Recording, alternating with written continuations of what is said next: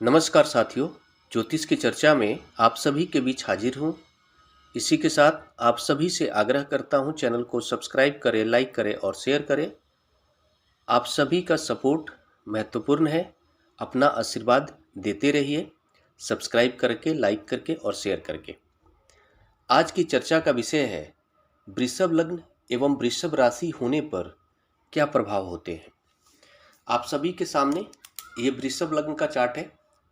पहले भाव के अंदर 2 नंबर लिखा हुआ है। 2 नंबर राशि वृषभ राशि होती है, इसलिए यह वृषभ लग्न का चार्ट है। और चंद्रमा इसी घर के अंदर विराजमान है, इसलिए जातक की राशि भी वृषभ राशि हो गई। मतलब वृषभ लग्न एवं वृषभ राशि है, तो इसके क्या प्रभाव होंगे। लग्न का संबंध जातक के व्यक्तित्व से होता है। लग्न, ये जो सेंटर हाउस है, ये हमेशा ही पहला भाव होता है या फिर लग्न भाव होता है। इस पहले भाव से हमें ये पता चलता है कि जातक का व्यक्तित्व कैसा है, जातक का कद काठी कैसा है, रंग रूप कैसा है, उसका मूल स्वभाव क्या है।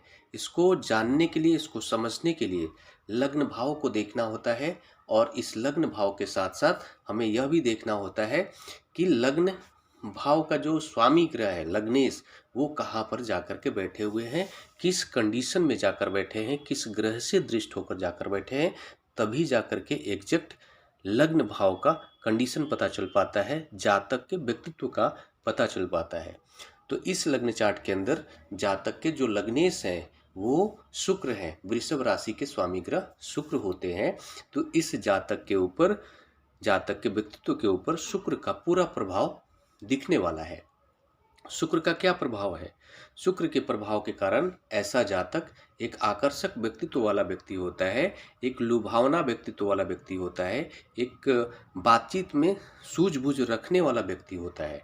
शुक्र के प्रभाव के कारण से ऐसा जातक ज्ञानी भी प्रवृत्ति का होता है।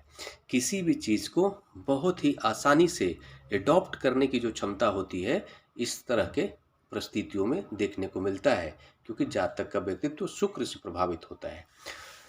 ऐसे कंडीशन में जातक के व्यक्तित्व के अंदर भोग विलास के प्रति एक आकर्षण देखने को ही मिलता है और अपोजिट सेक्स के प्रति भी एक आकर्षण देखने को मिलता है। अपोजिट सेक्स वाले जो लोग हैं, इस तरह के व्यक्तित्व से जल्दी आकर्षित भी होते हैं। ये सारे प्रभाव शुक्र के लग्नेश होने के कारण जातक के व्यक्तित्व में दिखने वाला है। इसके साथ ही इस लग्न चार्ट के अंदर जातक के जो राशि के स्वामी ग्रह हैं वो भी शुक्र है। राशि के स्वामी ग्रह का मतलब ये होता है कि चंद्रमा उसी राशि में जाकर बैठे हुए हैं। चंद्रमा उसी राशि में जाकर बैठे हैं, इसका मतलब ये है कि जातक, चंद्रमा क्या है, चंद्रमा मन के कारक है। चंद्रमा मन के कारक है। मन पे जो कंट्रोल होगा वो वृषभ राशि के स्वामी ग्रह का होगा। मतलब शुक्र का पूरा कंट्रोल जातक के मन के ऊपर रहने वाला है। तो जातक के व्यक्तित्व और मन के बीच जो एक विरोधाभास की जो स्थिति बनती है, वो भी यहाँ पर नहीं है। अमूमन ऐसा होता नहीं है, बहुत कम परिस्थितियों में ऐसा होता है कि लग्न और जातक का जो है राशि दोनों सेम हो जाए। तो यहाँ पर राशि और लग्न एक ही है, इस कारण से शुक्र का प्रबल प्रभाव जातक के ऊपर देखने को मिलेगा। जातक के व्यक्तित्व के मूल में शुक्र का प्रभाव तो देखने को मिलेगा ही, प्लस उसके मन के ऊपर भी शुक्र पूरी तरह से हावी रहने वाले हैं। अब पूरी तरह से हावी रहेंगे तो इसके कारण क्या होगा, इसका प्रभाव यह होगा कि जातक भोग विलास के प्रति बहुत ही आकर्षण रखने वाला होगा और अपोजिट सेक्स के प्रति भी अपना आकर्षण रखने वाला होगा। अपोजिट सेक्स ग्रुप में वो चर्चित रहने वाला इंसान भी हो सकता है और उसका मन हमेशा ही भोग विलास के प्रति आकर्षित रहेगा। और ऐसे जातक का जो मन होता है, ज्ञान को प्राप्त करने में बहुत ही चालाकी से किसी भी ज्ञान को आसानी से सीख लेते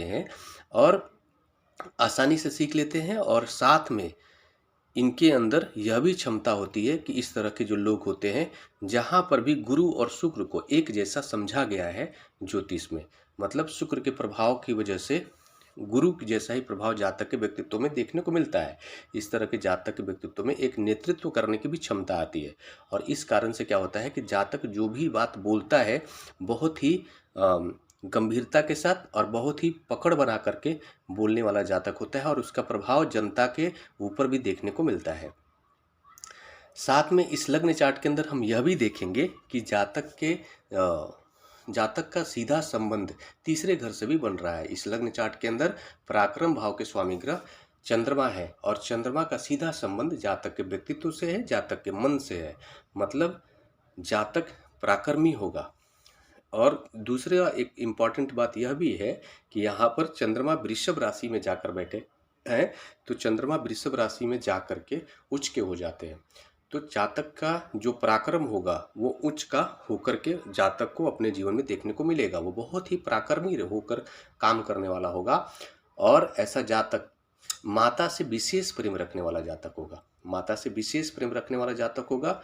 इसके साथ साथ ऐसे जातक का जो जीवन साथी होंगी, जीवन साथी भी मधुर स्वभाव की होंगी, क्योंकि यहाँ पर चंद्रमा लग्न में बैठ करके अपनी सप्तम दृष्टि से सप्तम भाव को देख रहे हैं। और इसके परिणाम स्वरूप हम ये पाएंगे कि जातक को अपने जीवन में मधुरता लाने में, अपने वैवाहिक जीवन में मधुरता लाने में कहीं ना कहीं चंद्रमा अपनी भूमिका निभाएंगे। और ऐसा जातक जहाँ भी चंद्रमा का संबंध लग्न से होता है, तो ऐसा जातक अपने घर परिवार, अपने परिवार के सदस्यों से विशेष प्रेम रखने वाला होता है। परिवार के बीच विशेष अपना ध्यान रखने वाला होता है, परिवार का विशेष ख्याल करने वाला होता है, परिवार से प्रेम करने वाला होता है। ऐसा जातक, उसको बहुत ही अच्छा लगता है अपने परिवार के लोगों के साथ रह के, इस तरह का स्वभाव होता है। इस लग्न चार्ट के अंदर हम यह भी देख रहे हैं कि छठे घर के भी स्वामी ग्रह शुक्र है। तो छठे घर के स्वामी ग्रह शुक्र है और लग्न भाव के भी स्वामी ग्रह शुक्र है। तो छठे घर का जो स्वभाव है, छठा घर का जो मूल रूप से जो कारक क्षेत्र है, उस तरह के कारक क्षेत्रों में भी जातक का जो व्यक्तित्व है उसमें अपनी पकड़ बनाकर रखने की कोशिश करने वाला जातक का स्वभाव हो सकता है। जैसे जो छठा घर होता है वो आपको कोर्ट कचहरी का होता है, कोर्ट कचहरी का होता है, छोटे मोटे रोग का होता है, ऋण का होता है। तो ओवरऑल इस लग्न चार्ट के अंदर हम ये देखेंगे कि जातक का जो व्यक्तित्व है वो आपको मतलब इस तरह के क्षेत्रों से जुड़ करके काम करने वाला हो सकता है। कोर्ट कचहरी से जुड़ा हुआ कोई कार्य कर सकता है और उसमें उसको सफलता भी मिलेगी, क्योंकि लग्नेश है और लग्नेश शुक्र है और शुक्र का सीधा संबंध छठे घर से है। आपको जन सेवा का भी भाव छठा घर हो गया, छोटे मोटे रोग का, ऋण का, कचहरी का, ये सारे क्षेत्रों से जुड़ा हुआ अगर कोई कार्य जातक करेगा तो उसको सफलता मिलने के आसार ज़्यादा रहेंगे, क्योंकि लग्नेश है शुक्र। फिर भी लेकिन ये जो प्रभाव बताया गया है ये पर्टिकुलर चंद्रमा के प्लेसमेंट के अकॉर्डिंग बताया जा रहा है और लग्नेश के अकॉर्डिंग बताया जा रहा है कि जातक का लग्न कौन सा है इसके अकॉर्डिंग। लेकिन हमें ये पता नहीं है कि लग्नेश कहाँ पर प्लेस्ड है और लग्नेश का इम्पॉर्टेंट रोल हो जाएगा कि वो कहाँ पर इस लग्न चार्ट के अंदर प्लेस्ड होते हैं। बाकी सारे कंप्लीट 8 ग्रहों का प्लेसमेंट के बाद ही एग्जैक्ट प्रभाव पता चल पाता है। राहु का क्या रोल है, राहु कितने निगेटिव पॉजिटिव हैं और भाग्येश नवम भाव के स्वामी ग्रह की क्या भूमिका है। ओवरऑल कंप्लीट सभी नवग्रह का प्लेसमेंट के बाद ही एग्जैक्ट प्रभाव पता चल पाता है। इसी के साथ नमस्कार। अगले विषय पर चर्चा के लिए आप सभी के बीच मिलूंगा। तब तक के लिए मेरा नमस्कार।